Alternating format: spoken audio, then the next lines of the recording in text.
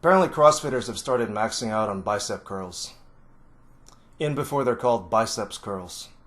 Arm curls. Who fucking cares? I hardly ever do them. Robert Frank 615 does them on my behalf.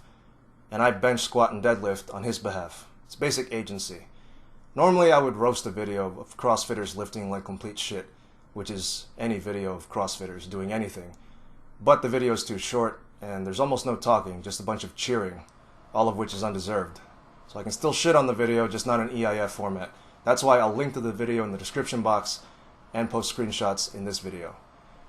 There were definitely some hilarious moments though, like this asshole wearing a Detroit Almighty shirt and failing the lift right there at the bottom. Detroit Almighty. Pick one. What really struck me as odd though was the use of PVC pipe during this shit show. An asshole would stand there with a PVC pipe perpendicular to the ground, or nearly so, and then I thought, maybe they're trying to enforce strict curl standards. Strict lifting standards. How un-CrossFit-like. But then I noticed that as the lifter arched, the asshole holding the PVC pipe would move it backwards. So it wasn't to enforce strict standards at all, because CrossFitters have no fucking clue what strict means. Then I thought maybe the PVC pipe's there to keep the lifter from stumbling backwards or something. But then I realized some of these lifters actually outweigh the PVC pipe, so it can't be that. Maybe they should have just sharpened the PVC pipe and taken turns impaling themselves on it. Then it would have been useful. Watching a video like this, I still wonder why people ask me, why do you diss CrossFit so much? It gets people out of the house, it gets them active. Yes, but it gets them doing shit like this. If you want to do curls, do them properly. End of.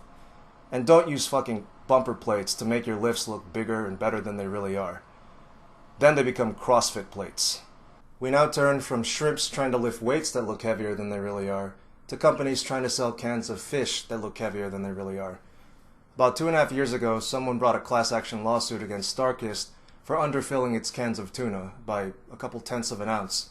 That lawsuit's been settled. If you're a US resident and you bought at least one 5-ounce can of STARKIST tuna between these dates, you can go to tunalawsuit.com, file a claim, and get either a $25 cash payment or a $50 voucher for STARKIST tuna products. There's no need to produce a receipt. It's all based on the honor system. Just like bragging about your gym PRs on the internet, no evidence is required. But lying about this makes you a perjurer. Lying about your lifts makes you a bluebie cunt. Don't do either one. And don't do CrossFit.